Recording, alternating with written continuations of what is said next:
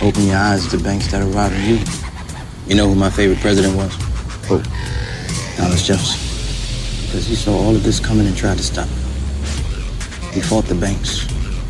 JFK too, and they killed him for it. The banking institution is more dangerous than an army, he said.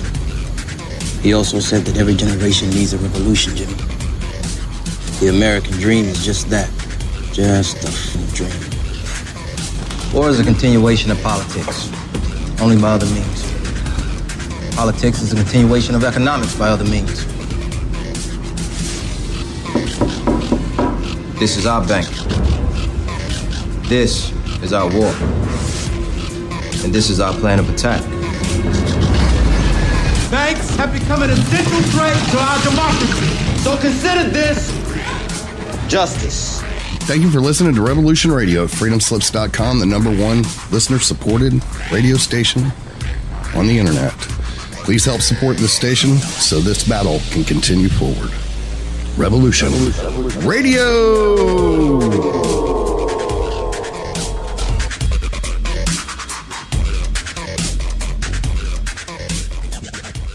The opinions expressed on this radio station, its programs, and its website by the hosts, guests, and call-in listeners or chatters are solely the opinions of the original source who expressed them. They do not necessarily represent the opinions of Revolution Radio and freedomslips.com, its staff, or affiliates.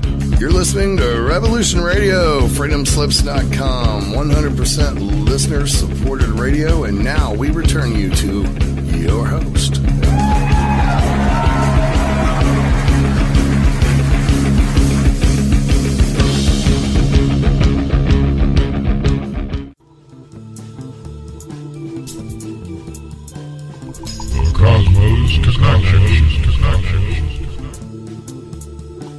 It's a theory advanced that the universe is a living giant being, and that we, as human beings, made in its image, are miniature universes in ourselves, containing millions of corpuscles.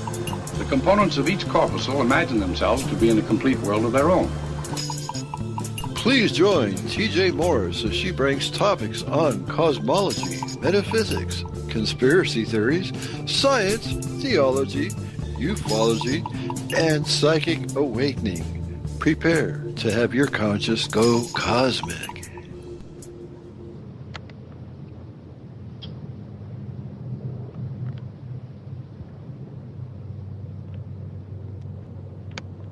You're live.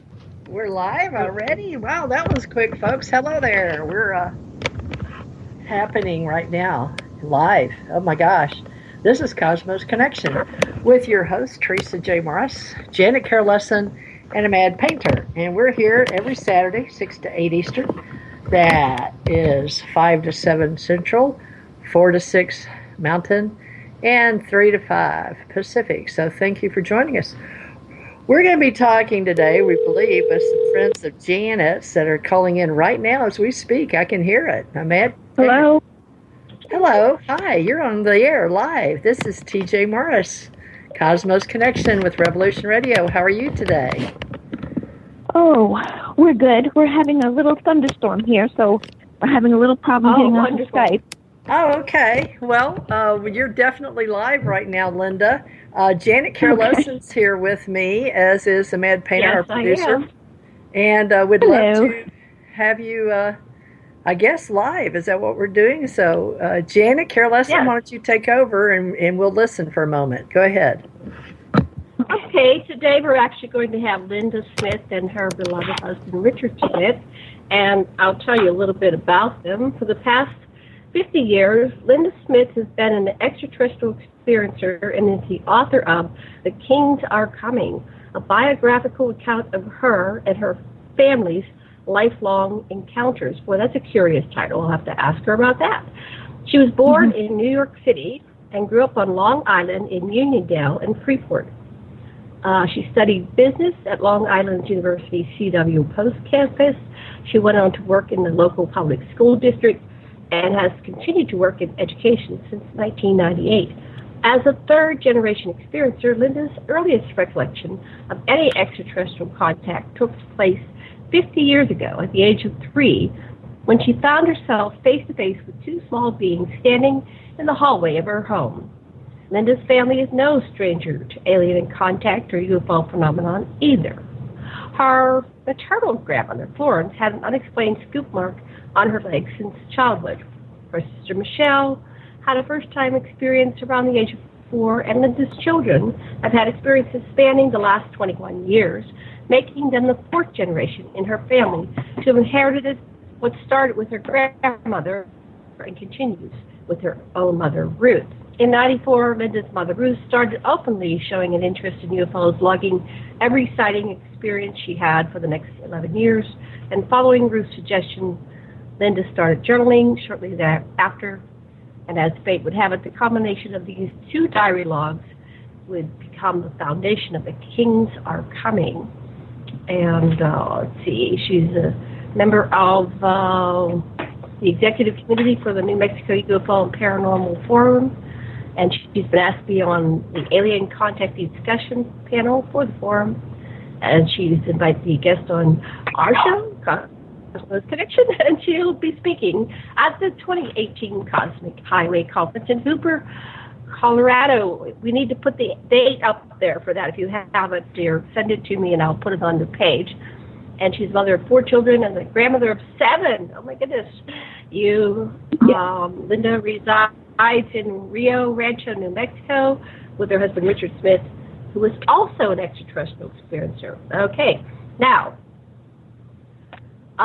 Richard is an accomplished author of 2 books, The Moor, The Mason, and the Alien, A Call to Action, and Legions of Light, Armies of Darkness. And he is committed to raising conscious awareness in our health and well-being as caretakers of the planet, as well as creating a better understanding of our place in the cosmos, both physically and spiritually.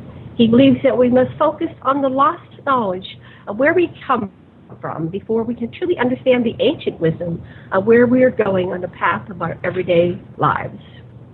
So he has a dedicated special interest in making the Human Origins Global Conference Tour an international success in all regions of the global community for future generations, while empowering people to realize how important they truly are in this grandest of all adventures known as life. So we'll have to talk about that, his books, and the Human Origins Global Conference, when, where, how, why, how do we get involved. But I think without any further ado, I'd like to bring on Linda. I guess, Linda, you first, since I introduced you first, what would you like to tell our listeners about yourself that I didn't include in your bio? And then maybe you want to tell us your story for about 10 or 15 minutes, and then we'll take a little pause and have Richard come on. Would that work for you? Sure. Okay. I don't know if you can hear me that well. Yes, I can hear you. Yes. We're getting a little feedback, and I'm not sure where it's from. So I'm going to mute my phone, and I think TJ, mute yours, and then that might help with feedback. Are you close to your computer? I'm muted, everybody. Okay. Yeah, Rick is still trying to get onto the Skype. Okay, move away from the Skype and go into another room, because you're getting feedback on your phone. Okay, we're not even on Skype, but okay. I don't know. There's some feedback coming. I'm not sure where it's coming from. But anyway, I don't. Just go ahead. I'm going to mute. Okay, go ahead. Not sure how much more I can tell you other than what you just read. That's pretty much my life in a nutshell. I did have a second regression therapy today with Gloria Hawker, which was really interesting. Rick and I had an experience. What would you like to share from that? How about we'll start with that, since it's fresh in your mind, and tell us what you uncovered today that you didn't know before. Gloria was able to get me to a specific time period between 95 and 96 where a lot of my memories are suppressed. And I was in a room that I know was a ship. It was a very familiar room that I have been in many times before. I was in a chair that kind of resembled a futuristic dentist chair. I had some kind of metallic headband on my head, which was giving me some pressure. I had a headache from it. And I was able to describe the one being that I saw in the room who was working on some kind of machine that looked like an MRI machine a little further away from me. And I was able to describe the shimmering white bodysuit type outfit that I was wearing, and it seemed like they were preparing me for something. What, I don't know. I didn't get all of that out of it, but that was pretty much it for now. Interesting. Well, let's go back in time. You said you're a third-generation experiencer. Yes. I have something. So let's start with your earliest recollection. So you were 3 years old. Yes. And where were you when these beings, they were in the hallway of your home? Be back there Correct. in your mind and tell us as if it were happening now, what is going on? You see three beings, and go ahead. Well, every night I would... over there. Okay, it always started the same way. I would always wake up after falling into my bed. And that would make me... Can you hear me? Because I keep hearing this weird sound. Hello? Hello? Hi, I muted. Hello? I'm sorry. It takes a little bit of time once you mute. Yeah, Teresa has a dog, and I thought she's on mute. Ignore the dog. Allow the sound of the dog to take you deeper into your memories. Okay. It didn't sound like a dog asking. Richard's got Skype up, but it's not letting me pull in. I probably need to reset the call to get him in. All right. All right, go ahead and reset. Okay. Reset. Let me call you all back real quick. All right, folks, we'll be right back. Okay. Stand by. Stand Okay. by. You are back live. Okay, do we have our guest? Not yet. I'm still in the process. All right, folks. Thanks for joining us with the Revolution Radio. This is a creation of Mike Ringley. We appreciate the platform, and we're here every Saturday with Janet Carroll Lessin, a mad painter, and myself, Teresa J. Morris. And today we're having special guests. It's Richard and Linda Smith, and we're trying to get them on from New Mexico. And Janet Carroll Lessin arranges our speakers. And if you would like to be on Cosmos Connection, please get in touch with aquarianradio@gmail.com. That is actually Janet Carroll Lessin herself, aquarianradio@gmail.com, and she books our special guest. Other than that, a mad painter has tomorrow morning a 3-hour show right here. It's to be on Studio A with the mad painter. He does a roundtable discussion. And Janet Carroll Lessin Sunday night. Well, this is Saturday, so tomorrow night.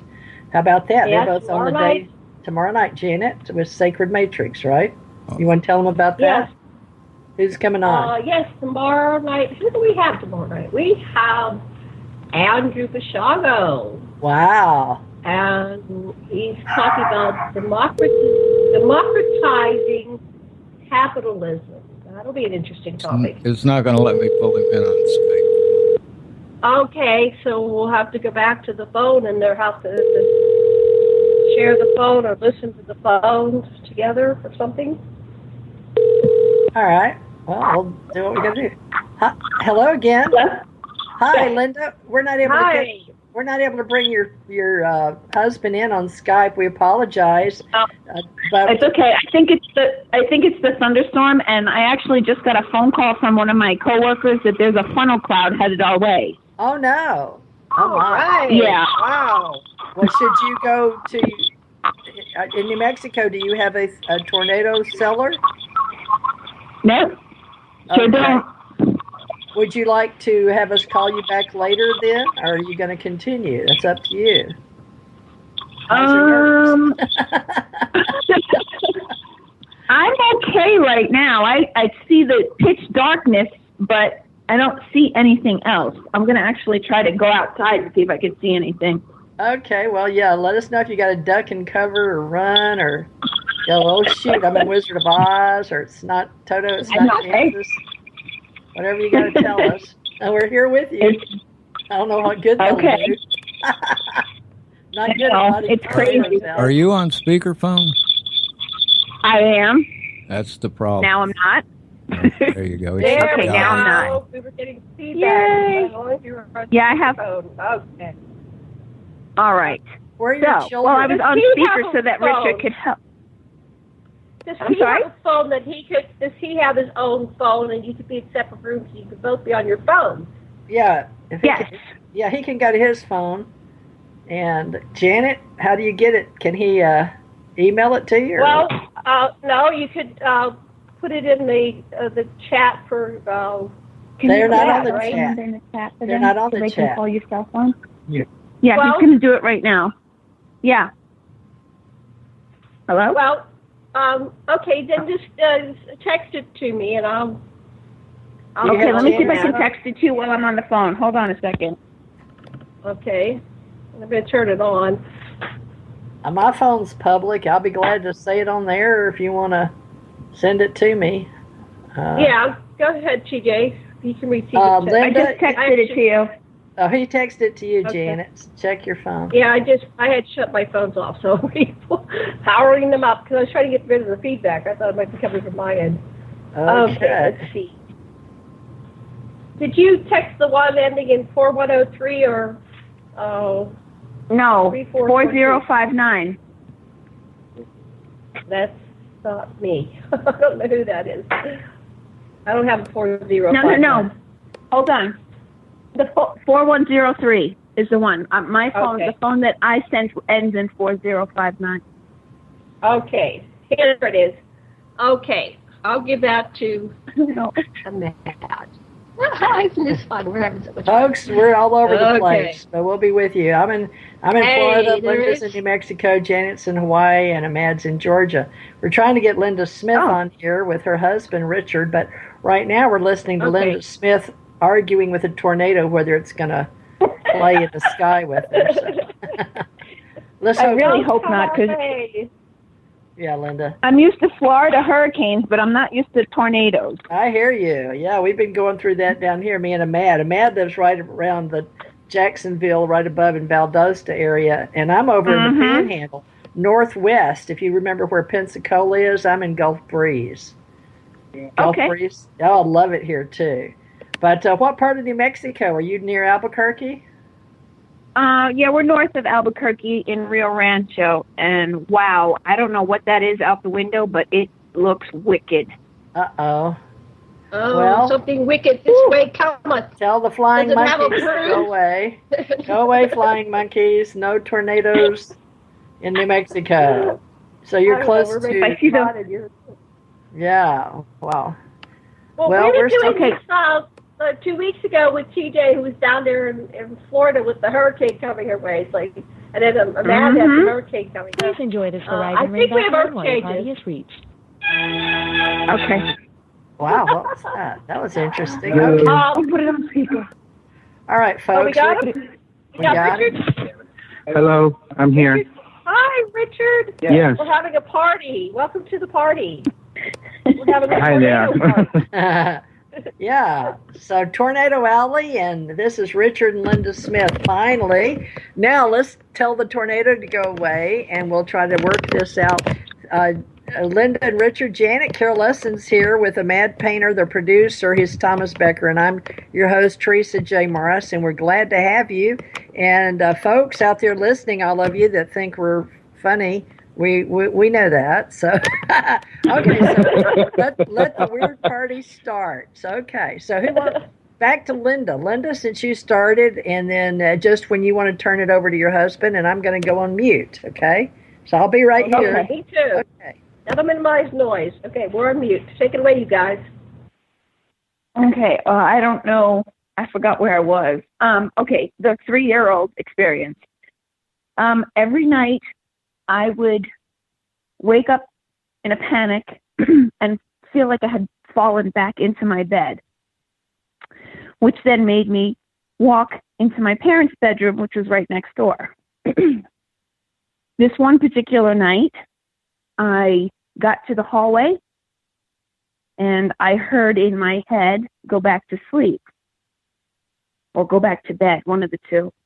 And I did, which normally I didn't do. It wasn't until I had regression therapy in 1996 that I realized that there were two beings standing in the doorway of my mother's bedroom, and they were the ones who telepathically told me to go back to bed. And that was what I can remember was the beginning of a lifelong experience with aliens. So how did you get more memories of what happened during the course of your life? Have you done digital hypnotherapy? Is it just coming back to you spontaneously? It started coming back to me back in 1995 end of 94, beginning of 95, when my mother started showing a deep interest in, oh my God, I'm running out of breath, a deep interest in UFOs. She joined a book club. It was a group of people who were reading books about UFOs, and they started their own little discussion group, and I went one day, and then it wasn't until one evening my mother started sitting at the kitchen window on Long Island and started noticing what she thought at first was the flight pattern to JFK, but then she realized the flight pattern was a little further west from what she was seeing, and we started documenting all of her sightings. And it's quite an extensive list, I might say. So wonderful. It started triggering memories. A little bit. It's okay if you're a little bit nervous because this is your first show. Oh no, I'm not nervous. I'm just winded because I'm getting over a head cold. Oh, I see. Okay.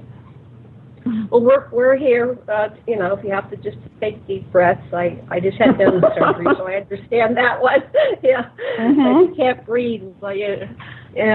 So So you and your mother started to connect the dots and figure out, and then you're in a support group, and everybody's talking about it, and this is in New York and Long Island. That's great. Okay, go ahead. What else do you want to tell us?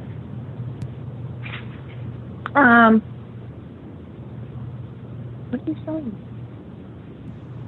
Linda, if it's of any help, Jane and I are both contactee experiencers, and we're really doing this show so we can be more in contact with what's all going in various levels of existence. So I just want you to feel comfortable that even our listening audience is very open-minded and very accustomed to our far-out show. So if that helps you any, but I know you've got an eye on the tornado, but no, actually, it looks like whatever it was broke up. But no, it's just that growing up, I was around a bunch of people up in the Northeast. They don't really talk about it as openly as they do out here, I've noticed. Right. Yeah, sure. Gotcha. So it's something that's a little difficult for me to talk about because for fear of repercussions of being ridiculed and everything like I was when I was a kid.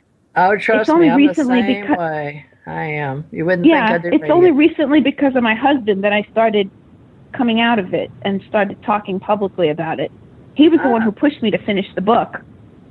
Awesome. Yeah, it's hard to finish books. I'm working on a few. I'll hopefully get finished the next lifetime, maybe not this one. Well, you want Richard to talk, and then maybe your husband can prompt you on certain things. Richard, do you want to talk for a few minutes, and then you can prompt your wife? Or not? Okay, I just brought myself out of mute there. Okay, I'll put myself on mute. You go ahead, and then you can prompt her. Well, I just listening to you guys talk here. What would you like me to go into briefly? Oh, okay. Well, Richard, just tell us a little bit. I was very curious about your books. I'd like to know. Okay. I mean, I can understand that she's like a third generation and has all these experiences to share with people. And we're doing this as an open source now for many people with Janet Care Lessin, a mad painter, and myself.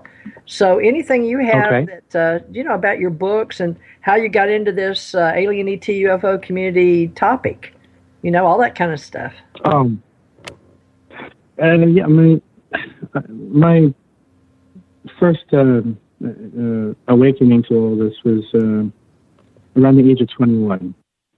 And in that experience, I had a extraterrestrial being, who I refer to as the crone, come to me and make me realize what's been going on since I was about 4 years old. And that's when I started finding out from the age of 21 on, from 21 to 31, those first 10 years of being consciously awake to what was happening.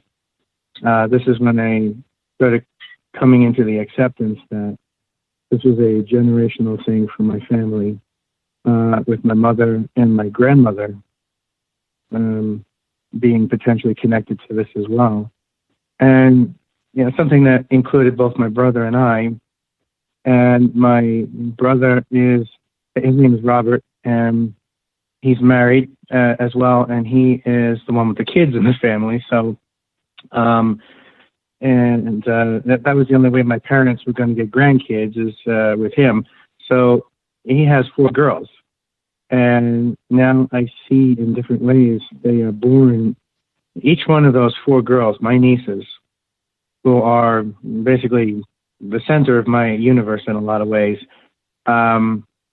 they were born in a very advanced way, to the point where they were talking about things at the age of 3 and 4 years old that my brother and I would look at each other like, were we doing that at 4 years old? No, we weren't.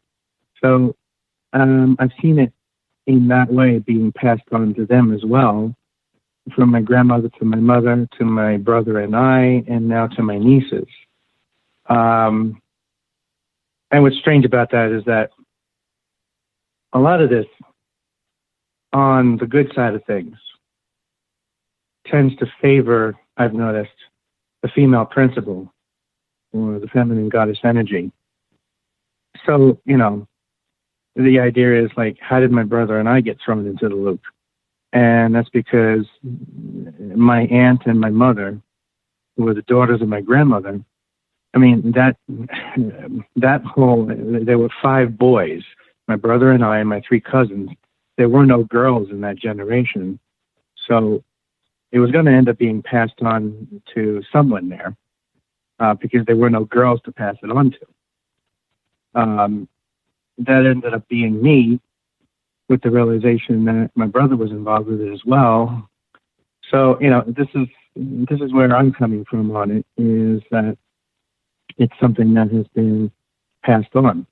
And I go into a lot more detail in the book as to where I'm coming from on that, how it affected my family, how it affected me in a greater way, with basically taking on a path to deliver a message in the writing, in the artwork, just to cover it in a nutshell there.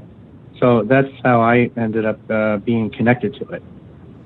Okay, well, basically, I have the same thing in my family, probably Janet too, we've decided. But she and I have been working together for many years, over 10 years. And it is sort of a genetic thing. We've found out a coding, and some of us are called extraterrestrial hybrids. And many of us have awakenings while we're here, where the Akashic field is dropped and we all learn about ourselves over and over again. And a lot of it deals with our past lives. And we're putting the whole story together. Janet likes to call it connecting the dots. And we're also looking at multi-generations, and we're looking at dimensions as well, because it seems that some come and go at will. They can be there and then they can disappear. It's almost like something off of Star Trek. You know what I mean? They just sort of blimp in and blimp out. But so most of yours is firsthand, what we'd call probably at night or something from what I get. So we can go back to Linda now. Linda, you want to talk about the types of beings you feel like that your genetic coding allows you to see? Like mine are Greys and Nordics. Janet says, Janet, I can't speak for you. I've seen them all. But I had some strong interaction with Greys, reptilians, the Anunnaki, Nordics, and I see that you have some research into that. Richard, I'd like to talk to you about that. I just want to say before we go back to Linda, my grandmother was a contact experiencer, and she told me and a bunch of the grandchildren about her contact, which this is 1964, so looking back on that, and I never forgot because she was so serious and she sat us all down. And she said, I have to tell you, and a ship came right above the treetops at her house that we were sitting in. And it was just so profound because I had contact, but I didn't get to share my part with her. I didn't feel safe, but at least I got the download that she had contact. Now, I don't know what happened, like what you were saying, that there's contact across all the generations. Probably in my mother, father's generation, it was contact, but unfortunately, all those people are dead. There's no one to have a conversation with. My father was in World War II, so that's that generation. Most of them have crossed over. Yeah, and did you notice he said 4 girls? So here we are, my girls. generation. I'm 63, and I don't have any children. And he had 4 girls, and his brother has 4 girls, and you have 4 girls. Now, your daughters, Hello? Hello? Your daughters, there's a couple of your daughters, all your daughters are contactees, or they at least have seen ships.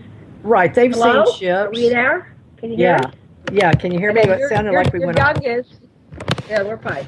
And then your youngest and another one are probably hybrids, and that's another story. But let's get back to Linda and Richard's story, because they're our guests. And so TJ asked Linda, what species did you see? And I guess if you're exposed to this UFO, you know all the different types of species. And I know, Richard, you could describe one as a crow, so we'll go back to you. Let's talk about species. What species did you see? Okay. Well, first of all, you mentioned 1964, which was the year I was born. So there must have been something going on in 64. As far as species, I've seen several different kinds, only because being on a ship, and I believe it's either the same ship or the same fleet of ships over the years, I've seen several because I was raised in a classroom in one of those ships. So whatever children were around me were not all human children. There were other children there from different alien races. Speaking of hybrids, there's a story that Richard and I have regarding hybrid twins, which is also in my book. We are the parents of hybrid twins, but we only got to keep one. The other one is still up there. As far as what I've tell us seen, more about that. Can you explain that, since that's a pretty big one? Yeah, it's a big one. You and Richard are parents of hybrid twins, and only one here. Would you tell us more about that, please? Sure. This is going to sound strange for the normal audience, but for this kind of audience, it'll probably be just a normal conversation. Richard and I physically met here on Earth on December 11th, 1995, but over the years between regression therapy and our memories, and with the help of my mother, we've come to realize that we've known each other our entire lives on a ship. He was one of the children in that classroom. In 1995, I found out I was pregnant with my youngest daughter. I was married to someone else at the time. When she was born with red hair. My ex-husband has jet black hair. I have dark brown. Richard has red hair. That was our first clue. We also had an experience together when she was very young of us being on a ship with Jacqueline, who is the one that we were allowed to keep in a classroom. The twin was taken from me when I was about 12 to 15 weeks pregnant. She was introduced to me on a ship at the age of, I forgot what age. It was just shy of her first birthday. An elder, which is another race that I have been in contact with, brought her to me, and explained who she was and why they had to be separated. If you want to talk to Richard and give me a second, I can actually give you a quote from the book of what they said to me.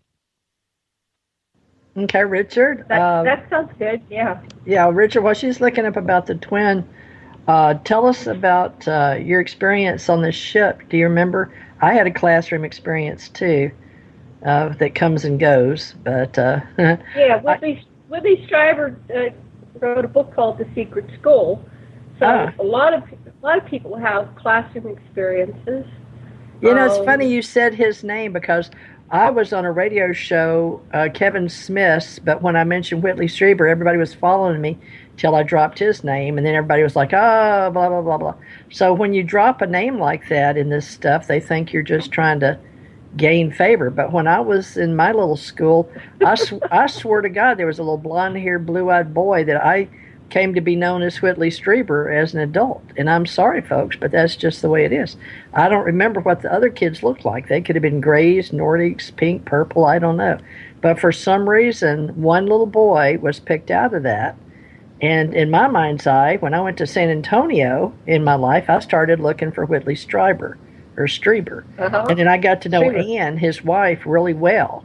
So, you know, this stuff, I don't understand all this, folks, and I don't have all the answers, but I'm trying to put it together.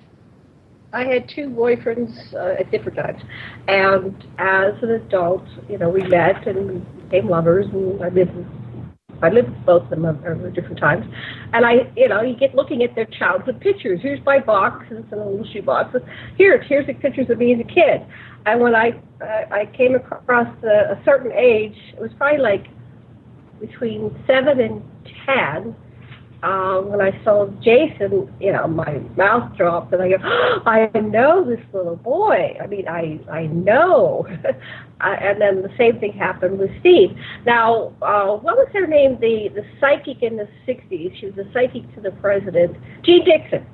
I was walking to school, was probably somewhere between 64 and 65 maybe, and you know, back in those days, we used to carry those little transistor radios, you know, little pocket things. And I was listening to Jean Dixon was saying on the news that there are children that are being taken on board UFOs, but she took it a little bit further. She said that the children were being matched up and paired up for potential mates. So perhaps that was going on. So I'll stop with that and back to somebody else to talk. Richard, got any comments on your stuff in space? Our class? You want to share? Yeah, sorry. I was just trying to work out something with Skype here. I'm at Painter, but it doesn't seem to be working. I'll just stay on the phone here.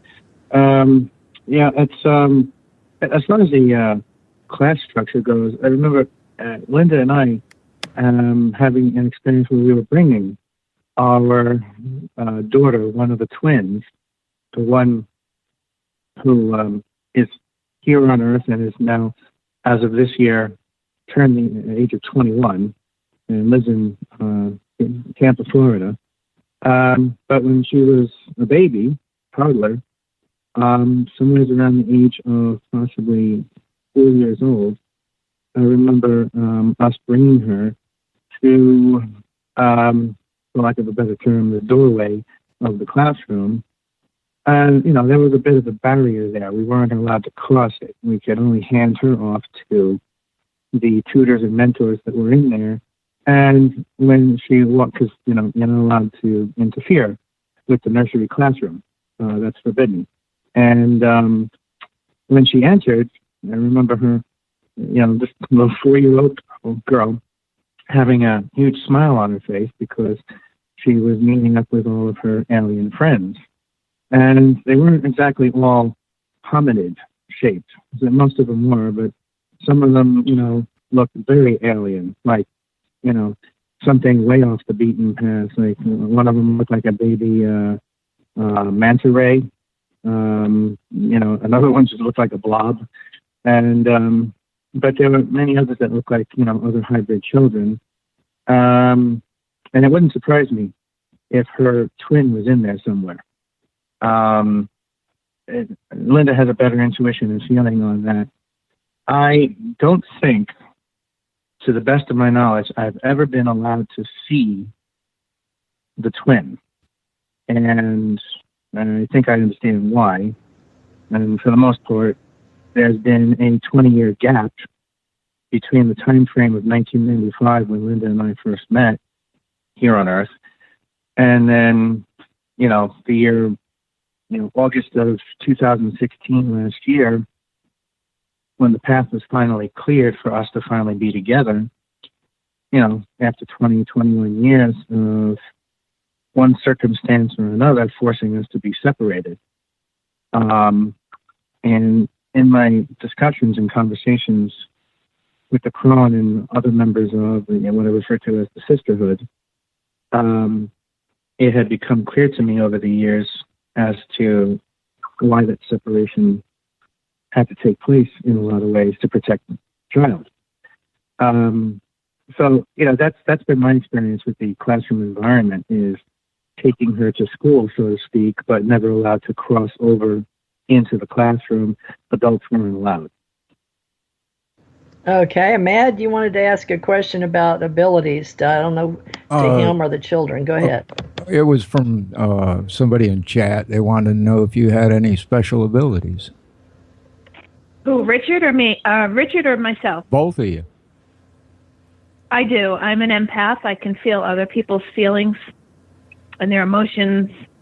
And sometimes if I'm in a big group of people, it's very overwhelming and I have to leave the room. My sister is actually an empath also. She knows what's going to happen. It's easier for her to describe it, but she has abilities as well, because she and I both have been, since a child, having experiences. I suppose for me... Yeah, go ahead. I was going to say, I suppose for my part of it, my ability exists at the opposite end of that spectrum, where nothing phases me. And because I've had an awareness of certain entities, elements in a room, in a congregation, trying to come after me under a psychic attack, and it ends up backfiring on them, because one of the things that the sisterhood teaches you as a boy growing up under the tutelage of a female entity like the crone and other members of that organization is they teach a boy how to become a man under the tutelage of the female principle and the feminine goddess energy, so that you can withstand a psychological warfare, psychic attack. Okay, it's both halves of the same explanation: psychic warfare, psychic attack, psychological warfare. And you're taught at an early age how to repel that, how to stand up to that, to the point where you have a cast iron stomach and a solid backbone, and nothing can affect you. And I think that all rings true. What's that? That all rings true. My husband's passed. I wished he was here. The stuff about the people raising the children, that's what we experienced off playing it. Although we didn't get to talk a whole lot about that in the 10 years ago. But it's 10 years later, and here I am doing this show. So, but also the warfare that you're talking about. My husband had a wall up. It's almost like psychotic, but it wasn't. He really did feel, but he had learned to block it, and he did. Yes. He was a warrior. And I was considered a warrior, but I crossed over to communications. But I'm an empath, so I do tarot cards, psychic medium work. So it's almost like there's various schools, and if you're gifted in certain areas, we come to, those schools they put us in. And then when we come down here, we get to use those, and they follow us and how well we're doing on planet Earth for whatever reason. So it's sort of the... For what it's worth, my father had the same capability, which is the reason why he was brought into my mother's life later on. And that's Can you summarize what you said? Because can you summarize real quickly so I can get back on track? What are we talking about? Because I got booted and I got back on. So what is this ability? Yeah, just summarize it, please. I was just telling Teresa that, at an early age as a boy, being brought into the sisterhood, you're taught early on how to raise a brick wall in your mind and fend off any kind of psychic attack or any form of psychological warfare against you. Because there's always those other forms of animosity out there, other entities who want to do you in because jealousy, envy, hatred, whatever. And that's me. I'm at the opposite end of the spectrum from what Linda is. Nothing affects me. And no matter how hard someone tries, it ends up backfiring on them because, it's basically, you're trying, I'm like a black mirror. You're trying to shoot it at something that's going to shoot it right back at you. And I was also saying, too, my father is the same way. And that's the reason why he was brought into my mother, talking about generational experiences and things always repeating themselves. My father was brought into my mother's life as her, knight in shining armor, so to speak, because my mother always went through life with a dark cloud over her because there was always some element, and I'll never be able to put my finger on it, but I know what it is. There was always this dark cloud that was after her, to destroy her, to beat her down, to make her feel like, she was worthless, unwanted, hatched on the front doorstep, so to speak, and adopted. And none of that was ever true. A lot of people are like that. We need to look at that as a condition of certain people on the planet to see how emotionally they handle that. Seems to be an emotional my father came along. Yeah, my father came along and changed all that. And it's because of him that, my mother was able to pick herself up and recover from some of the, how should I say, traumatic experiences that tried to do her in. So basically screwing her over. So I get this Richard, from my father. I get this from my father. Yeah. Can I interject here? Okay, go ahead. And then I want to talk after you. Go ahead, Linda. Yeah, go ahead. Because at my age, I'm going to forget if I don't say Go it. ahead. What came out in my regression therapy today was, and it's part of this, Richard, knowing Richard ever since he was his child, it came out that I was, not only was I there with him in the classroom, but I was assigned to protect him, to watch over him, because I was older. I'm almost 7 years older than you? Yeah. So I was about 11, 12 when he started coming into the picture, into the classroom, and because I was one of the older children, and I've come to find out later on, I'm also one of the sisters in the sisterhood. I was assigned to him to protect him at, quote unquote, at, what did I say? At all costs. Mm-hmm. And that was told to me telepathically several times. Before I forget, what I had originally said I was going to tell you was what the elder, which is a different race, which are more humanoid looking, said to me when they brought me the twin. They said, "This is your daughter. She will be kept here with us. You have been given permission to keep her sister on Earth. They have been chosen for a very special mission. The girls will be carefully guarded and mentored throughout their lives. They must be raised separately because it will be safer for them. In due time, they will be called upon to work together. That is all you need to know now, but when the time is right, you will be given more information." And that was back in 1996. Wow. That's wonderful. Are you complete? Do you have more? No, that was it as far as what they told me. Okay. I will share an experience with you guys that I put it as a quote in the beginning of my first book that I had published in 2005, Legions of Light, Armies of Darkness. And in the beginning of that, there's a quote in there from Jacqueline, the one who's 21 years old now, the one who was allowed to stay here. And at the age of 3 years old, Linda was at work that day. I was visiting over with her mom, Ruth, and, little Jacqueline was there. And I came over to see her. And I'm sitting there talking with Ruth, Linda's mom, and Jacqueline decides, just out of the blue, to climb up onto the top of the dining room table where I was sitting. And she sat like Indian style, lotus style, in front of me. And she looked me straight in the eyes and said that I know you come here a lot because you love me. And you have to wonder, how advanced does a 3-year-old have to be to even understand the emotional dynamics and the depths of what she had just said? Linda's mother almost keeled over on the floor because she's looking at me like, where the hell did that come from? And I was like, I don't know. This isn't the first time I'm hearing it, too. But, yes, and I use it as a quote at the beginning of the first book. I know you come here a lot because you love me. So there was a recognition there of the connection between her and I. Wow, that's awesome. That's wonderful.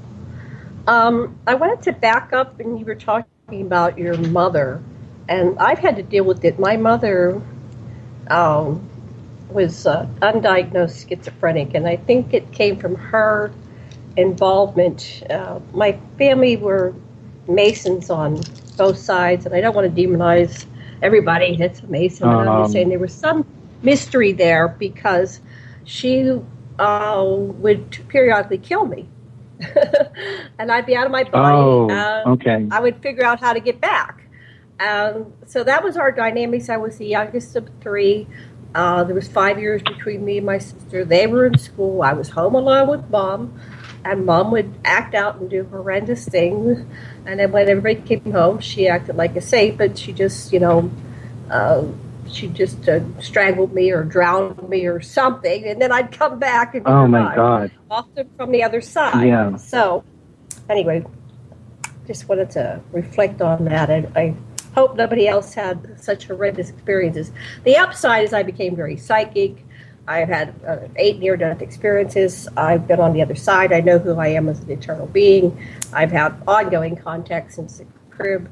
So there's the upside. And the downside is, I had to work through the trauma, but I luckily married my therapist, and he helped me, I realized the divine perfection and everything. So I'm kind of neutral and okay with it now. But whenever someone talks about those things, it's... I can feel and empathize with them. I really have great empathy for the whole human experience and all the dynamics involved in that. What did you want to say about that, Richard? I'm sorry, I kept talking to me. Go ahead, your turn. It's interesting you should bring that up because I'm a firm believer in taking cues from what I refer to and talk about as the invisible college. And when you mentioned the term schizophrenia, or the possibility of it, it brought back something from one of the iconic classics, the movie Altered States with William Hurt. And the whole premise of that story was that he was a scientist, and his theory was that these patients, these psychological patients he was studying, who were suffering from what had been academically diagnosed as schizophrenia or multiple personality disorder or something in between. His viewpoint was that none of that was true, that what they were seeing and what they were coming in contact with and what they were communing with was a reality that didn't fit into the preconceived, brainwashed matrix that we're all stuck in, which, of course, when those two realities collide, fake one and the real one, you're going to have a halfway point of insanity. And it's not because the person's insane or schizophrenic, it's because they've come in contact with something that is well beyond the pale, well beyond the scope of, everyday life here in suburban America. And that becomes the mental rape because there's no way to fit that into what you've been brainwashed with is supposed to be normalcy, your everyday life. So I take my cue from the movie Altered States that these people who are diagnosed as such, even to the point of including epileptics and autistics into that too. Autistic people, epileptic people, schizophrenic people, multiple personality disorder. I mean, it's been proven beyond a shadow of a doubt that epileptic seizures force the brain to have a chemical alteration to go into those parts of the brain that are not normally tapped. Henceforth, they have a psychic vision. They have a prophetic vision. They're able to see anywhere from 5 minutes to 20 years into the future.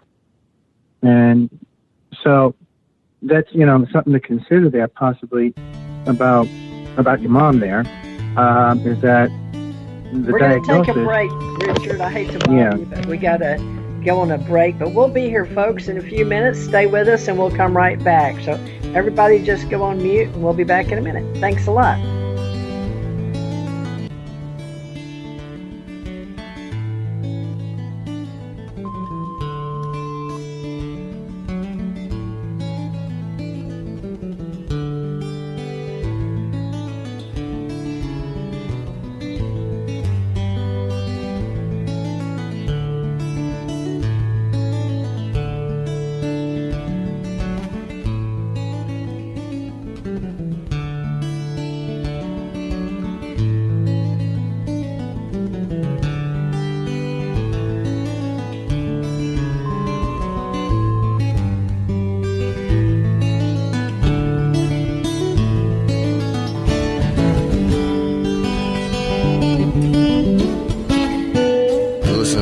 Radio at freedomslips.com, and we'll be right back after this message.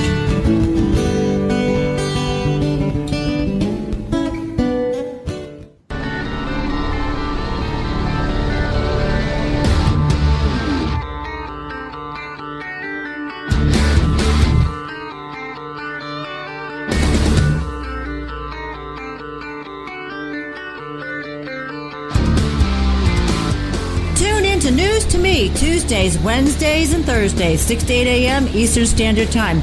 We are your hosts, Pamela and Claire, on Revolution Radio at freedomslips.com. Featuring the Public Law Trust, Lyme disease, and astrology. Witnessing those who harm and holding them accountable. Guess what? No more secrets. It's about time we snap out of it. This corporate government is a house of cards, falling in on itself. The Public Law. Do no harm.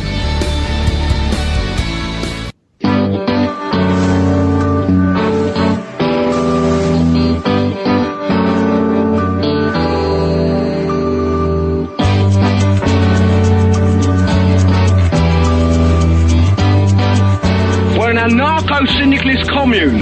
We take it in turns to act as a sort of executive officer for the week. Yes. But all the decisions of that officer have to be ratified at a special bi-weekly meeting. Yes, I see. By a civil majority in the case of purely internal affairs. Be quiet. But by a 2/3 majority in the case of more... Be quiet. I order you to be quiet. Look, you stupid bastard, you've got no arms left. Yes, I have. Look! It's just a flesh wound. I don't believe I've seen such a display of courage, skill, nerve, grace, and stupidity. I'll do you for that. Oh, what? Come here. What are you going to do, bleed on me? I'm invincible. You're a loony. The Black Knight always triumphs. Roundtable Live, Monday through Friday, 1 a.m. till 4 a.m. Eastern Time. Bring your mind, bring your ideas, bring your voice. King Arthur had nothing on us. Here at Revolution Radio, freedomslips.com. Enjoy your extra big-ass fries. You didn't give me no fries. I got an empty box. Would you like another extra big-ass fries? I said I didn't get any. Thank you. Your account has been charged. Your balance is 0. Please come back when you can afford to make a purchase. No. I'm sorry you're having trouble. Come on. My kids are starving.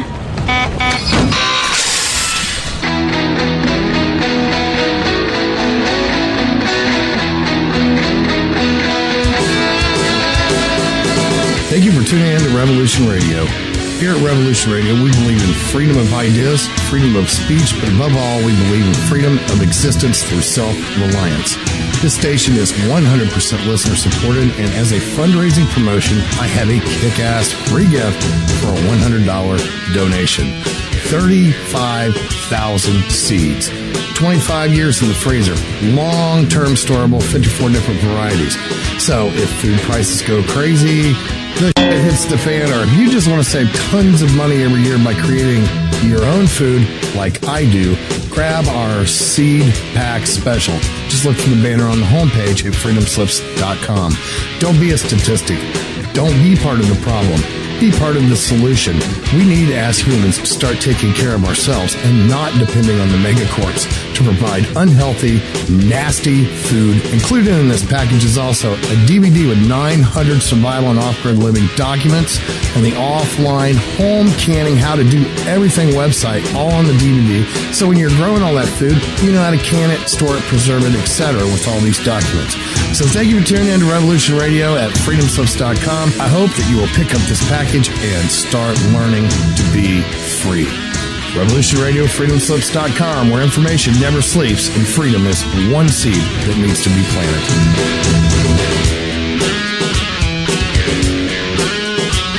What we do in life, it goes in eternity.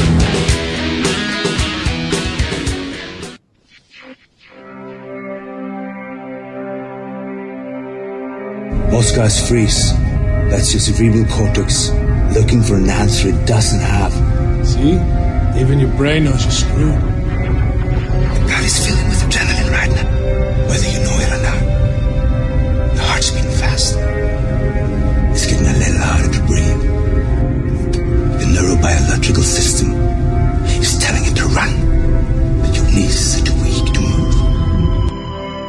Fear is not real. The only place that fear can exist is in our thoughts of the future. It is a product of our imagination, causing us to fear things that do not at present and may not ever exist. That is near insanity. Do not misunderstand me. Danger is very real, but fear is a choice. We are all telling ourselves a story. You're listening to Revolution Radio at freedomslips.com. 100% listener-supported radio. Reporting to danger, unafraid. Right here, where information never sleeps. Revolution Radio.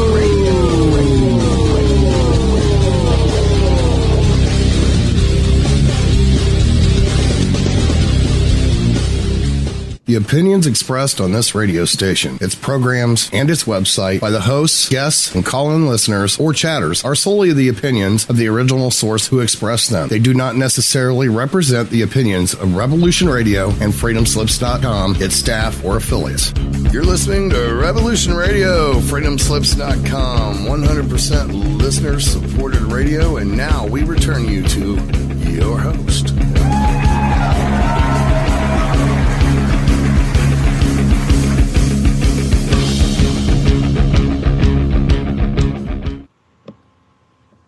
Welcome back to Cosmos Connection, folks. This is Tracy J. Morris, and we have Janet Carroll Lessin, a mad painter, and we've got a couple here, Linda and Richard Smith, with us today, and they're out of New Mexico. Great story we're talking about, but got a little feedback off of someone, so not sure where that's coming from. But we'll get it together here, folks. Janet Carroll Lessin does a show tomorrow. We're going to talk about that. We have Mike Ringley, surprisingly, talking there on the commercials. That was Mike Ringley, and offering you seeds that we offer here on freedomslips.com. For any of you out there that are wanting to understand that we can be healthier, and we have a lot of preppers here that help start this radio network with Mike Ringley of Kentucky, and one of those in the beginning was a mad painter way back when, and then Janet Carroll Lessin was the first one to come on the bee studio, and then I came along shortly thereafter. But a Mad Painter does a show in the morning and then one on Monday. But we're going to pass the baton around and let them just mention their shows before we get back to our story with Linda and Richard Smith. So Linda and Richard, stand by. A Mad Painter, real quickly, give us an idea of where people can go to hear about your radio shows. I would rather them go to the homepage and donate some money. We're like $300 short for this month, and it's the last day of the month. So we might not have many shows. If we don't get some money in we here. don't get some money in, so please donate. We are the #1 listening supporters, but we need some more good listener supporters out there. So, folks, we have a PayPal account, but that's a good idea, Mad Painter, is go to the PayPal account. That's the easiest way, and put up as much as you can, preferably. I think I'll do that myself. I don't have a lot, but I have what a little, and I will share today, just because the Mad Painter mentioned that. So, Janet, you do your part. I'll do mine. And Mad can do his, and we'll ask anybody else out there to do yours. And between all of us, we may pull in that $300 we need. So we'll go to PayPal on freedomslips.com. Is that right, Ahmad? Is that what you're saying? Yes, ma'am. PayPal. That's the easiest way to do it. Go to freedomslips.com, folks. We are the #1 listener supported, and we get out there on a lot of places and a lot of things and let people know what's going on in our lives and your lives. If you want to join us, please do so. We have a chat room that's open now. We're getting questions about hybrid children. But Janet Lessin, thank you. Janet is our, I guess, host with the most, because she books on speakers for many networks, including her own Aquarian Radio Network. But Janet Lessin, you want to talk about your show and how people can support us with your show as well on Sundays? Or not? Are you there? Hello, Earth to Janet? She on mute? I don't know. Well, in that case, we'll just get back. Folks, remember freedomslips.com to all your friends. This is Cosmos Connection. We're here 6 to 8 Eastern, 5 to 7 Central, 4 to 6. I unmuted. There she is. I just ordered another internet service. It'll be coming this week because the one I had. Uh-oh. Hello, Janet. Earth to Janet. Janet, we can't hear you, darling. The one you have is technical problems. Yeah, she dropped off again. All right. So what she's trying to tell us is she needs some help over there in Hawaii, folks. But we're here for her, and she's the one that's booking these people. And she's done a really good job bringing Linda and Richard Smith of New Mexico. Now, we started with Linda, so we'll go back to her, and then we'll get with Richard. Linda, you live in New Mexico and have written a book. And tell us the name of your book. This is the perfect time to mention your book. And it's called The Kings Are Coming. And it's located on And the only Amazon. reason why it's called yes, it will be available on Amazon and Rick, what's the rest of it? Amazon and what? Oh, okay. I'm publishing it through CreateSpace on Amazon, so it'll be Amazon and Kindle, no? Yeah, Kindle. And Kindle. That's for your ebooks. Great. And yeah, Barnes and Noble also. Okay, wonderful. But the reason why it's called The Kings Are Coming is because that's what my sister used to call the aliens that came and got us every night. The Kings came and got you. Okay. Yes. Well, where were we? Do you or Richard? I don't know where we were when we had to take a break there, folks. Richard was talking. I remember, Richard, if you can gain your train of thought, remember, I had to tell you real quickly because I heard the music coming. So it's like the Kings are coming. Oh, yeah. Definitely. Yeah, no, I was just saying that, if you pay attention to the messages being delivered in the invisible college, that anybody who is, not just anyone, but a lot of people who are misdiagnosed with mental diseases are only suffering as such because of the reality they're being confronted with doesn't fit into the mundane nature of their everyday life. And of course, these people are told, that's ridiculous, you're not supposed to believe that, this is insanity, that can't be real. And this is where the mental rape or the mental cancer, the malignancy starts to set in psychologically that, oh my God, I'm nuts, but you know you're not nuts, but you're told you're nuts, and these two things butt heads with each other your entire life, henceforth producing the psychological imbalance. And my theory and view on this is that if we would just simply entertain what these people are seeing, it's already been proven. Universities have done these tests where the patient who is diagnosed with that kind of mental disease is not treated as having that mental disease. It's just coddled in a certain way to help them cope with it. And in a lot of cases, they recover from it and it goes away. It actually goes away. So there's nothing chemical about it. It's all psychological. All right. And as far as those people who are suffering from a chemical imbalance producing these issues, well, think about it. You have an issue that Tibetan monks have always known as mind over matter. And if you live in a society that brainwashes you over and over again from the age of 13 on, when the child's alpha waves recede and the adult brain waves start to take over because society basically moves in for the kill, then you are going to physically alter your brain structure to fit society, henceforth the chemical imbalance. So these are things that psychology needs to start entertaining in a broader stroke. And we would, obviously we're butting heads with a profiteering racket called psychiatry because you make profit off drugs.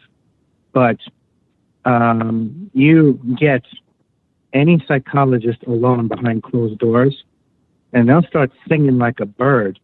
They hate being associated with psychiatrists. There is a division in the ranks with regard to understanding the bigger picture, paranormal, supernatural, metaphysical stuff, ufological stuff. There are more psychologists out there than you'd believe who would be on your side as in an adversarial mode against psychiatrists. They can't say that in public, but you get them behind closed doors, and they'll be happy to be. They'll be the first ones to say, "We hate psychiatry. It is, it is the death of the human being." And because there's a definite dividing line between psychology entertaining the human mind and psychiatry subduing the human mind and enslaving the human mind. The same thing is true on the medical side of things. Doctors versus nurses. Okay? You get nurses behind a closed door. They'll start singing like a bird about who's an imbecile, who's a jackass, who's a moron. And they'll be the first ones to start preaching to you about, cleaning your body, cleansing it with alternative remedies, juicing with fruits and vegetables, alternative therapies.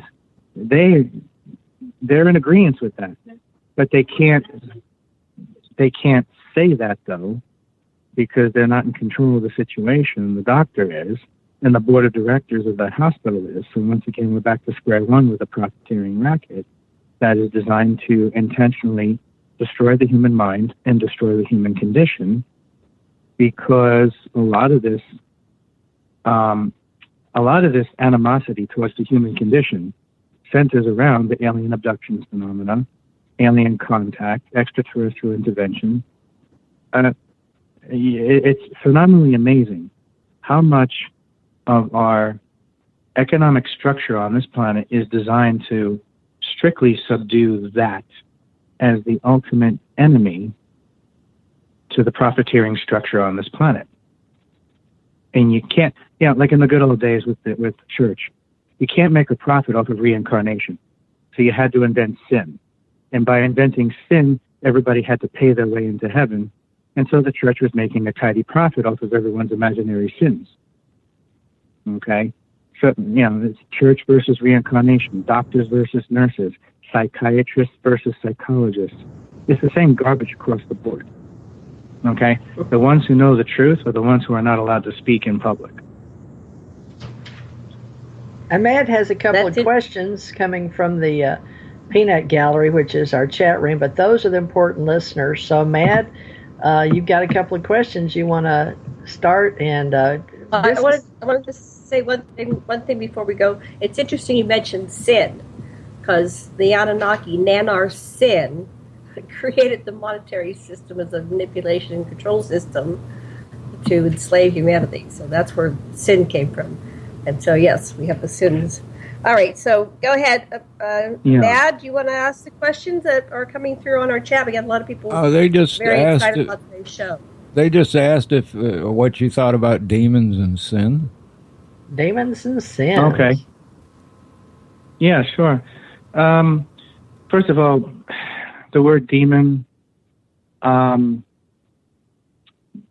represent the good guys, and we've been brainwashed in the opposite direction. Demon is a complete mispronunciation of the word daemon, and daemon is an earth spirit associated with Mother Earth, Gaia. It was the human being's spiritual connection to the earth, and you had a spirit guide that walked with you side by side and spoke with you. Daemon, D-A-E or A-I, doesn't matter which, you can mix up the vowels anyway, but D-A-E-M-O-N, okay? And the prefix, day, dia, diameter of the earth, okay? It's a reference, dia is a reference to Gaia. It's a reference to the earth, the salt of the earth, okay? It's not just a reference to math. And along the way, we got sucker punched with thinking that anything of the metaphysical or spiritual nature was the work of evil, because once again, that led back to the path of reincarnation, understanding, breaking out of the matrix, understanding the galactic community. And if you're going to control a system of economic slavery, and you want people to obey that system, you have to take everything that's good and wonderful and turn it into garbage. So along the way, and once again, sad to say, this goes back to what the church did. The word daemon, spirit guide, okay, ends up being mispronounced as demon and ends up being skewed as something evil. Well, the only thing that makes it evil is that it would liberate the human being from a system of corporatism. And if you call that evil, well, then I'm the most evil person on the planet, okay? So, that's where that comes from. So we got to get rid of the word demon, or at least we have to stop looking at it as something evil, because unfortunately that, I'd have to say, is a very stunted and short-sighted and small-minded understanding of where the word actually came from and what it truly means in terms of the female principle and the feminine goddess energy. But once again, here we are labeling women as evil by turning the term daemon into the word demon and then labeling it as evil. Because in essence, anything spiritual is sensual and therefore female. Can you comment by any means on Lilith, the original woman? You sound rather educated and historically correct. So in epistemology and the meaning of words, which, we go back before Greek, Latin, Aramaic in the Bible, and go back into Akkadian and Sumeric and cuneiform, and I don't know how far you want to go back with Anu before, but any comments on Lilith? And we want to talk about babies, hybrid babies too. Oh yeah, definitely. No, just in a nutshell, any of that cosmology and or mythology, they're not necessarily the same, but sometimes they sleep in the same bed. But any of that cosmology or mythology, focusing on a female entity, Lilith, Eve, Isis, Nefertiti, okay? I'm forgetting a few others that aren't coming to mind right now, but because of what they represented in the good sense of the original matriarchy that we all come from, something had to be done to destroy that. So in the history of the human race, the easy target was the very thing that women saw as their equal, men, because in a matriarchy, men and women are equal, but women take the lead. Okay, it's not like in a patriarchal society where we are brought up in a culture of rape and molestation and male chauvinism. Okay, it's not like that with a matriarchy. It's not the polar opposite of a patriarchy. In fact, there's no similarity whatsoever that can be found in comparison, in contrast between the matriarchy and the patriarchy. One destroys, the other creates. But to get rid of the matriarchy, you had to somehow attack these, what eventually turned into these archetypes of female power, the female principle, the vril power, the feminine goddess energy. Well, you can't attack it directly because you'll fall flat on your face. It's too powerful, but you can attack it indirectly. Well, how do you do it indirectly? You sneak in the back door. And who was the back door? The male counterpart, the weaker half of the sex. Men were designed for slave labor. They're the dumber half. They're the weaker half. They're easily malleable, permeable, and brainwashed, as we have seen today with the election of Donald Trump. Okay? I mean, enough said there. But so the powers that be decided, okay, we'll sucker punch the female by going after the male. Your father, your husband, your brother, your son. We'll turn them into your worst nightmare. We'll turn them into your enemy and use them against you. And the sad part is, most men don't even realize how they're being used as a weapon against women, because that's how pathetic it is. So this is where all of that nastiness came from in terms of, and then of course what happened? You put a tool in a man's hand, and if he holds it below his waist, it's a tool. But if you teach him to raise it above his head, it automatically becomes a weapon. And that's what happens. Men were taught how to turn tools into weapons of destruction, and by doing so, women were brought to their knees begging for mercy. And the psychic vril power fell prey to fear, paranoia, and psychological warfare. And psychological warfare is one of the greatest enemies of psychic awareness. If you can kill someone with psychic warfare, fear, paranoia, you can destroy their psychic ability. You can subdue it. Okay? Now, the thing is, you can't completely destroy it. There's no such thing as destroying the vril power. There's no such thing as destroying a woman. But you have to go quite far around the universe a few times before you figure out how to destroy a woman. Okay? So all you can do is subdue it. So what are we seeing happening today? That female principle, the vril power, the feminine goddess energy, is coming back into its own. And it's coming back with a vengeance. And this is where you get a lot of the crying, bitching, and moaning by white, privileged, self-entitled, Anglo-Saxon, heterosexual men who are like, oh, the feminist movement is this, that. The female liberation, no, it's not. No, it's not. It's going back to the matriarchy where we belong. And if you're not ready for it, then it's going to be the worst nightmare you ever had. And that's probably a good thing. And that's all I'll say about that. That was pretty good. Yeah, go ahead, Janet. I like partnership society, a balance, the yin yang of the masculine and feminine, because I have a very balanced relationship, and my husband and I, love each other deeply, work well together, and so. But anyway, I understand the matriarchy. The whole problem is archy, I think. Hierarchy, matriarchy, patriarchy. We obviously need another system for our planet because this one ain't working.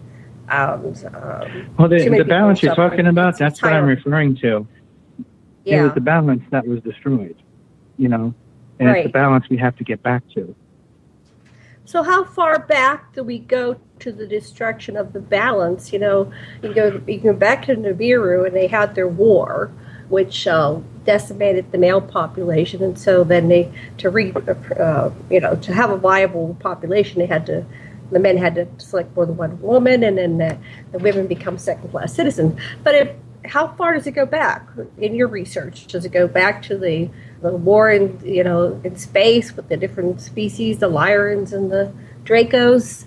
When did this all begin with the imbalance? I guess it was balanced when we were created as a universe and the polarity was created, but somewhere it fell apart. What did you find?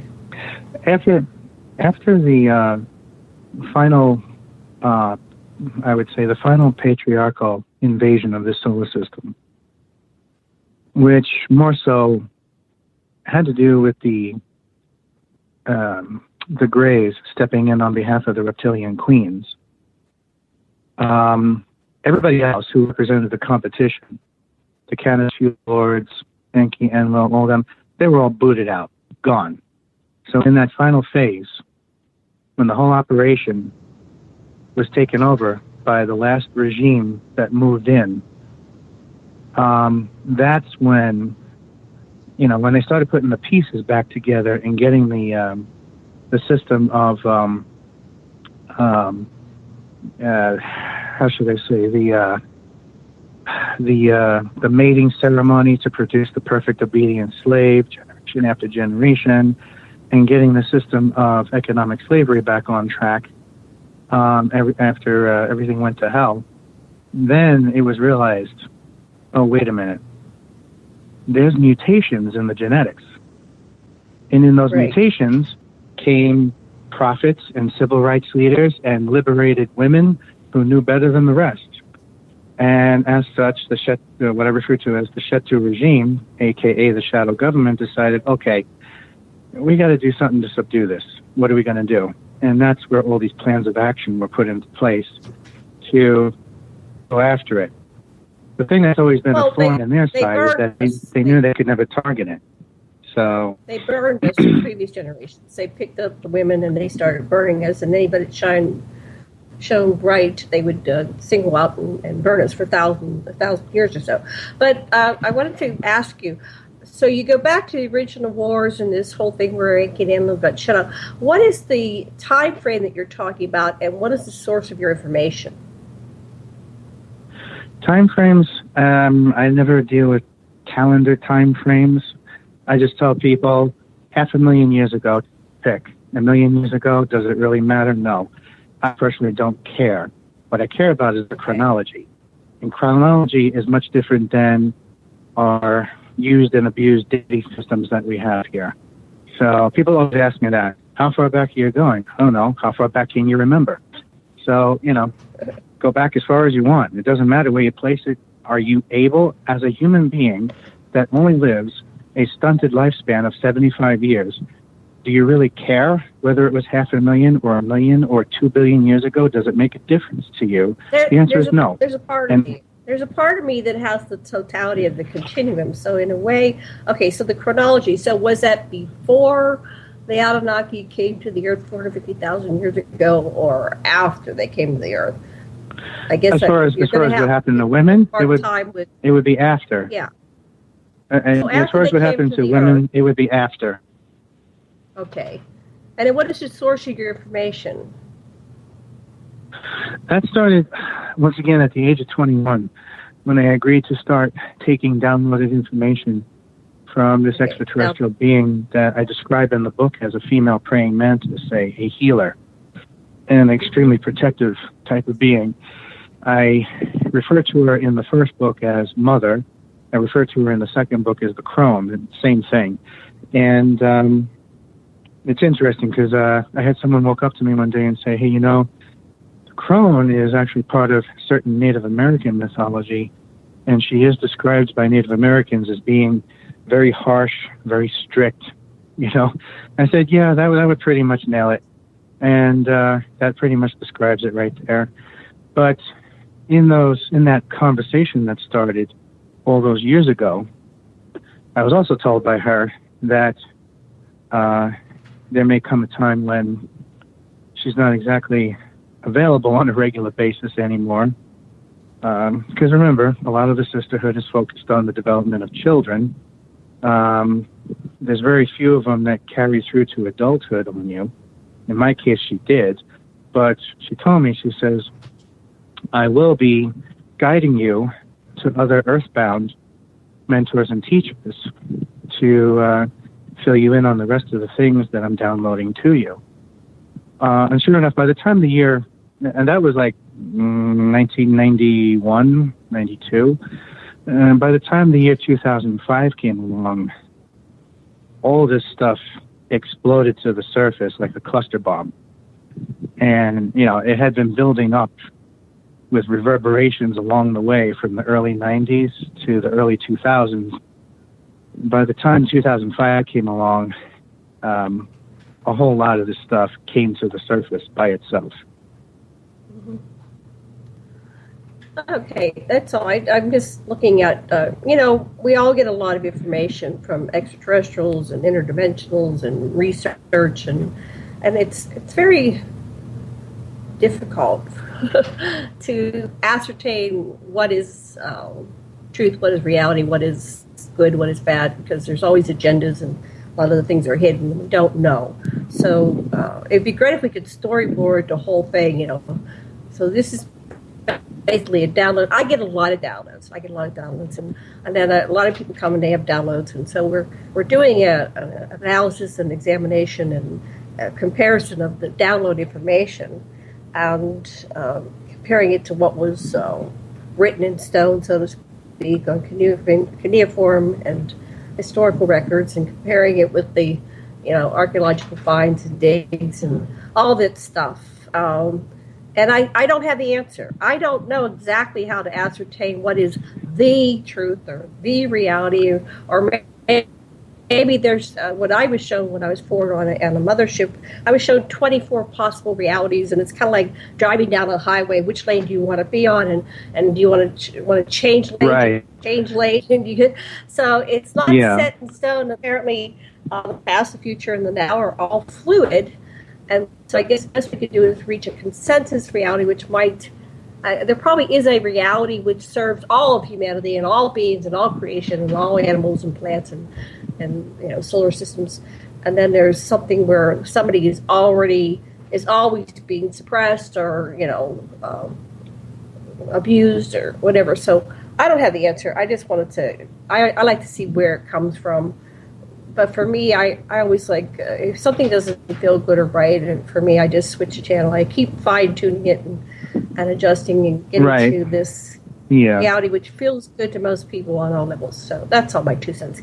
Okay, TJ, you're writing. Is that you writing stuff in the chat here?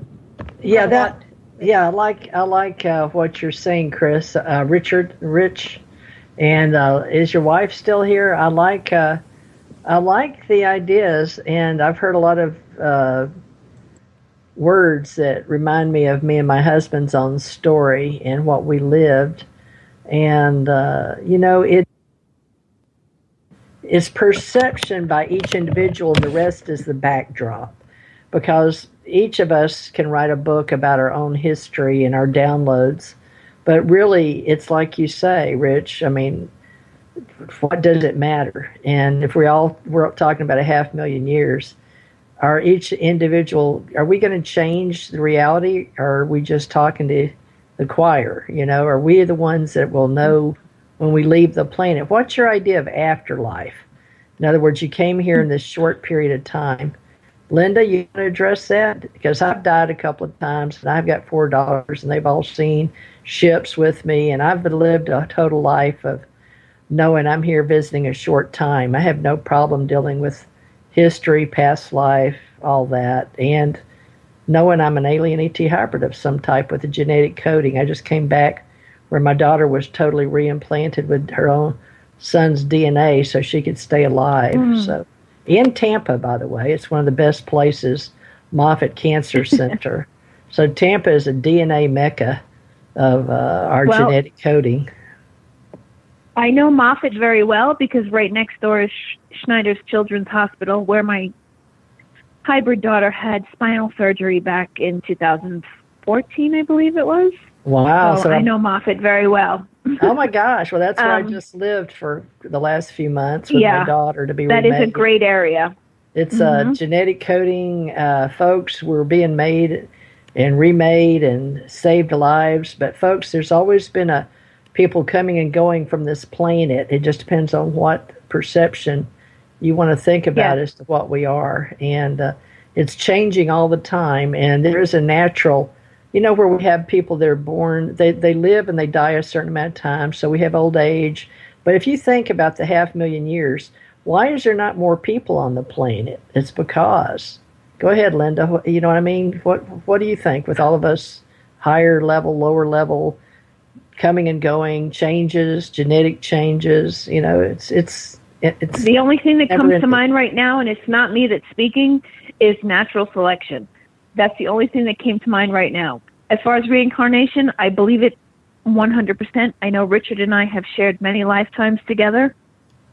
I may not have always been the female, but I do believe that. I'm the same way. I like my maleness. I know we're 50-50. Yeah.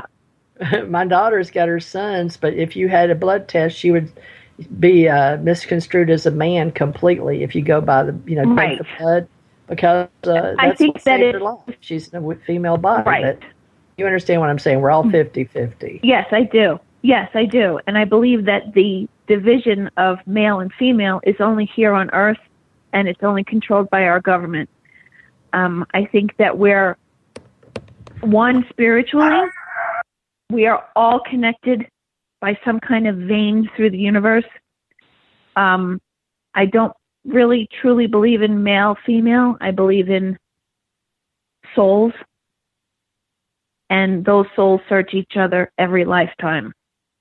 And each lifetime is an experience and a learning experience. And if you don't get it the first time, you have to come back again and learn it all over again. Or pick up where you left off, as Richard said. Hello? Hello. We're listening. We're listening. Oh, there you are. Just so when you stop, we have to unmute, and there's always a delay. No. So, okay. So what was the question, TJ? What happens when we die? And is that what you were asking everybody? TJ's on mute because her dog barks. Anyway. What happens when you die? I think my husband is the best person to answer that. But you were addressing something important, very important, which is gender. And gender, I think, is just. It's like it develops. I guess we all start out female and develop to male when we're in utero. It's actually a cline, and you've got what do you call that? XYY, XXY. X, Y, Y, Y. So it's that's why you have some men that are feminine and women that are masculine. Correct. And from zygote to fetus, there is no gender, and it develops slowly. So we're a human race, but as far as gender, that's just a label, I think, that has grown over time. Mm-hmm. And the roles that each gender is supposed to be or do or have is something that has been created over time. Right. Yeah. Especially we're a species. We don't have genders. We're a species. Mm-hmm. Oh, the lightning so that's why, all over again. Oh, geez. That's why you have to be very kind to people that want to have reassignment surgery, and they identify as different genders, and some people are just. I like what the kids are doing, fluid. But go ahead, Richard. I can actually chime in on that one because I know there's a lot of cultures who are still hung up on gender identification. And I understand. Okay, fine. When you're coming out of the Dark Ages, coming out of a system of de-evolution, you tend to go into survival mode. And if you're a nomadic race traveling through the deserts, you're going to have a division in the sexes there for survival. I'm a man, you're a woman, and maybe I'm going to take on 9 wives for the survival of the tribe. But that way of thinking doesn't work anymore. Okay? I mean, we still have this dementia today where in certain tribal cultures, if a female is seen as not pure, like God forbid she's not still a virgin, they'll go and sew up her vagina to torture her and to teach her a lesson. I mean, that's barbaric and idiotic. It's a stunted way of thinking. And the reason being is that, going back to the balance of the matriarchy, in terms of gender, there really was none, okay? Because you have to ask yourself, where did the word woman or women, plural, come from? The original word was mens, M-E-N-S-E, meaning the thinking beast, the psychic mind, the aware mind, the awareness, the awakened mind of the beast, okay? And there, what we refer today as male and female, that was basically, if there was any difference at all, that was it. There was no man or woman per se in terms of words. Everybody, male, female, were referred to as mens, or in the truncated term, men. And this is where we start getting into that terminology. Man, men, monster, minstrel, okay, mens, menstrual, menstrual cycle. This is where all these words emanate from, okay? They all mean the same thing, all right? They're all connected at the hip, linguistically, symbolically, and in terms of what they truly mean and where they come from. But along the way, when what we refer to as women, female side, was forced to break their bonds with sun worship and syncing their menstrual cycles with the sun, and they were forced to start syncing those menstrual cycles with this abnormal, artificial, spherical device that doesn't even belong to us, this thing, this contraption that we refer to as the moon, okay? That's when the psychic mens, the psychic man, started bleeding and becoming painful, and therefore was forced to sever ties with a consistent cycle. Now, this is eminent in the fact that you put a group of women together in the same room, and eventually all their menstrual cycles are in sync with each other. Well, there was a reason for that, because mens, mind, menstrual, cleansing of the mind and body through the menstrual cycle, produced a group psychic phenomena that could literally, with no exaggeration, move mountains. Henceforth, the building of the pyramids. Okay? And moving mountains, well, that was lost. Once again, through the division of the sexes, the bleeding of the woman, henceforth, woman was a truncated term from wounded man. Okay? And that's why there was no division in the gender, even from ancient history. So what we're stuck with today doesn't jive or sync with where we came from in the first place. And that's what we have to be aware of. Where do our words come from? If you don't understand where basic words come from in the dictionary, and most of them do come from extraterrestrial origins, most of them do not come from Earth, then you're liberated. Okay? But yeah, I just wanted to interject that on the difference between male, female, men, women, man, woman. Linguistically, the word woman isn't even supposed to exist. That's wonderful that you brought that up, and that epistemology, the study of our languages, folks. If you want to really get to the bottom of what we are, go back and study the languages. It's amazing, Richard. Thank you.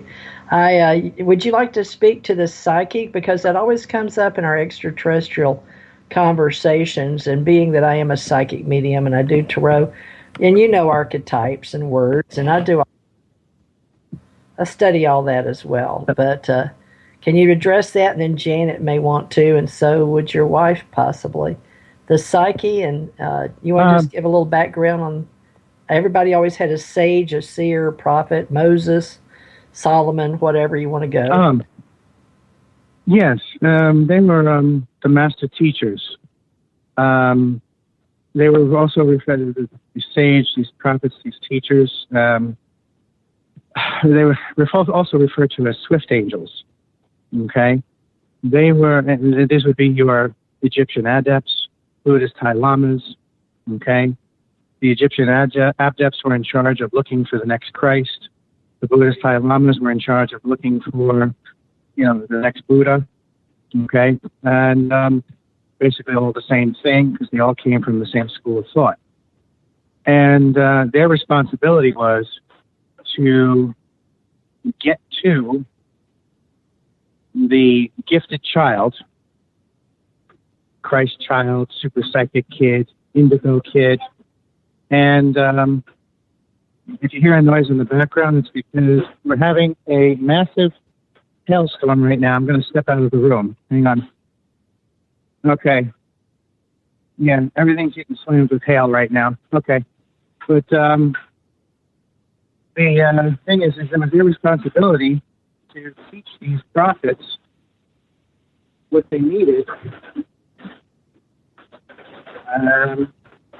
Sorry about that. I'm just making sure the windows are okay. So that they could grow up That's as hard hail. Ooh. Yeah, it is, yeah. So they could grow up as true leaders and teachers instead of succumbing to the dark side. Going upon the invisible colors once again, there is something to be said for a Jedi Knight versus a Sith Lord.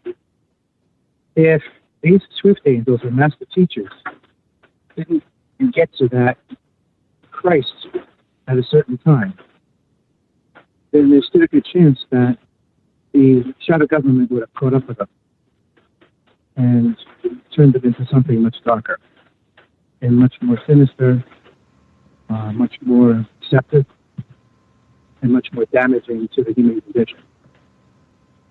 So that's the whole purpose of sages and oracles and swift angels and Egyptian adepts and Buddhist Thai lamas. They maintain the balance so that these other deceptive little miscreants, which through time have been known as the jinn, can't take advantage of you until you're able to stand on your own 2 feet. Doesn't mean they're not going to try. I mean, the original Buddha was put through the same tests as the one referred to as Jesus Christ. They all had temptations. They all were visited by the same enemy in the shadow government, the Sith regime, okay? And, in the broader stroke there, I mean, these entities who want to stop that awakening from happening, they've existed since the beginning of time. They come from other solar systems, other quadrants, other empires. But because we're not aware of that, we end up truncating it down into this simplistic view of good and evil and demons and angels and all that. Well, in the broader stroke, realistically, these things are flesh and bone. They bleed. Okay? But because they have such advanced capabilities technologically and in terms of mind over matter, they have to have a sage or a teacher or a swift angel teach these Christ children how to stand up to them. Otherwise, they're going to be under attack all the time. It's the same thing today. Indigo children here in America, super psychic kids over in China, hybrids, starborn, okay?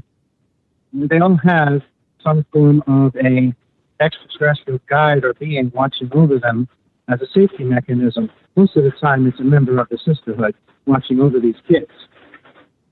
So, and they safeguard them, okay? There's a whole story behind what happened to the one referred to as Jesus, in that one of those master teachers, a master of the craft, actually was his own biological father, Joseph. And of course, history always downplays him as, some average idiot that was brought in off the street to legitimize Mary's pregnancy. But this couldn't have been further from the truth. That child was his son biologically. And he became his own son's teacher. And the reason being is that he was a master of the craft. He was part of the Egyptian university system, the Commission Mysteries. He had a relationship with the other master Smith angel referred to as Gabriel. And in doing so, he realized that his own son was under psychic attack from the shadow government. And so what did he do? As a master teacher and a loving father, he took his own gifted son, who he knew to be one of the next Christ children, to a safety zone, a buffer zone, a hands-off area, a neutral zone. And that was in India. And this is where the child ends up disappearing all those years.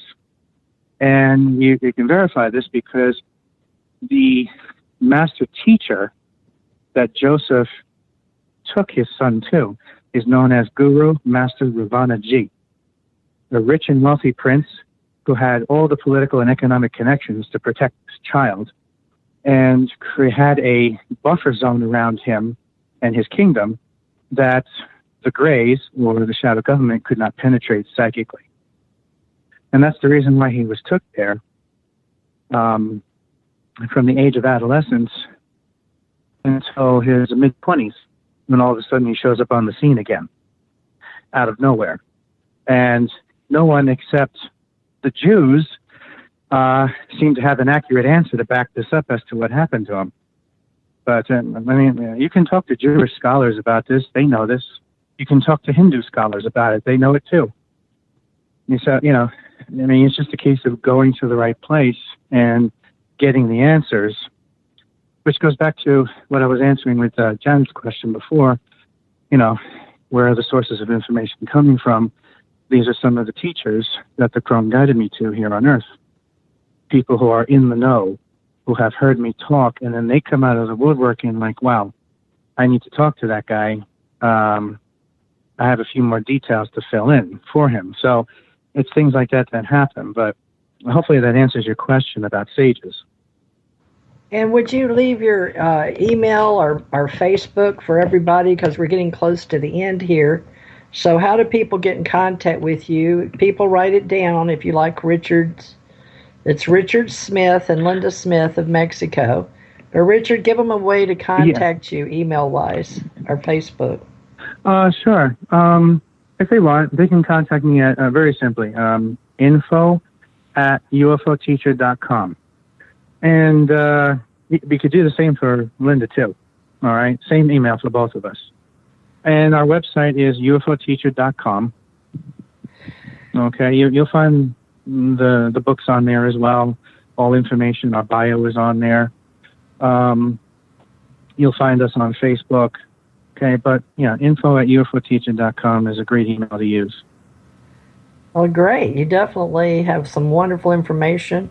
Sounds well written, sounds well educated, sounds well researched. You're channeling some of your higher connection. How would you say that from soul to spirit? And in my books and what I've been taught in the Ascension Awakening classes that I've had and over the years, I'm 65 now, but I was always guided just like you are. Many people have higher levels of existence. Do you say that your soul, that these spiritual existences come down and go back to an oversoul or a part of your God source? Or how could you explain that to people? Because we all have higher guides and masters or guru or whatever. God's heart. I'm glad you said the term oversoul, because I think you're the only other person I know who has used that term. I brought that term up in a discussion one day, and everybody's looking at me like I have four heads, like, what the hell's an oversoul? And I had to spend like a half hour explaining that one. But, it's so I appreciate you saying that, because sure. I know I had gotten it from somewhere, and it made sense to me, but no, it's Yes, I do believe that. In the new book I'm working on now, which I'm hoping to have out during the winter this year, which is actually part 2, I talk about an experience. I actually tried to go into an actual explanation about a mass planetary arrival, of how reincarnation works, and I center it around a grand awakening that took place in the 1970s with reincarnation, the decade that I was born into. And so I'm talking about it from a personal perspective, and reincarnation plays a big role in it, in terms of a mission you're on, a responsibility you have, a calling to your spirit, okay? And for me, it was a case of coming out of the Andromeda system. Okay, great. Me too. All right. Well, we've got to go now. So, Richard, we're going to have you back. Janet, put Richard and Linda down another time, please. I will contact you, Richard and Linda, to come back. Thank you very much. Okay. See you next week. Aloha. Thank you. Blessings.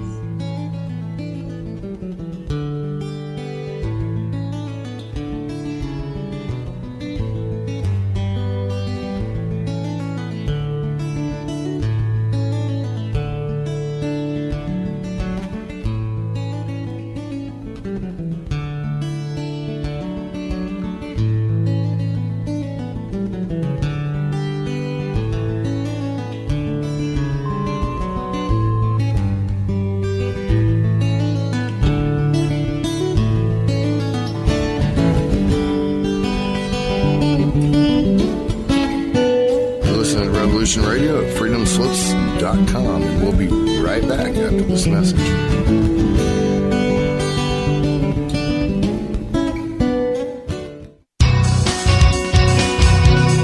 Thank you for listening to Revolution Radio at freedomslips.com. Any commercial advertising you may hear in this program is of the sole discretion and benefit of the host of whose program you are listening to. Revolution Radio does not endorse any commercial products, nor does it accept monetary compensation for on-air advertising of commercial products, nor will it ever. We are and shall remain 100% listener supported. Any product advertising on this program are considered used at buyer risk, and Revolution Radio shall not be held liable for any claims or damages received from any product advertised within this program. Revolution Radio, where information never sleeps.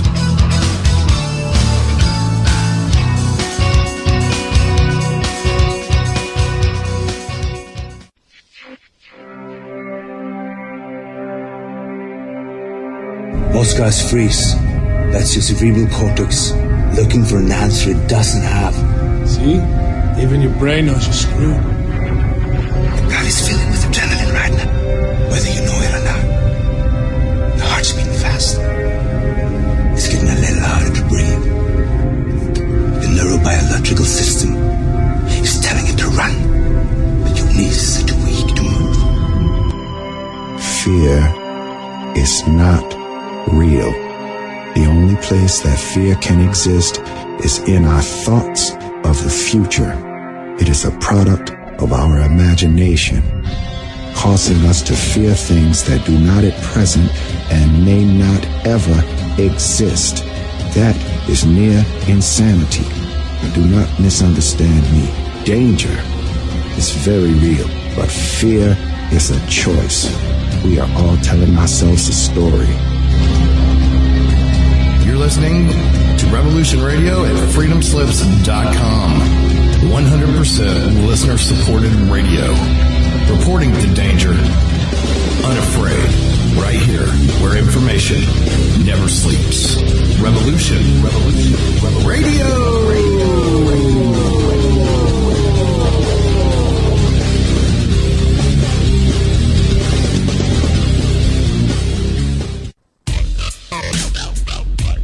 Take a look around, kid. What do you see? Homes being foreclosed. People working 2-3 jobs just to put food on the table and still drowning in debt. Don't get me wrong. It's country was founded on great ideals and principles.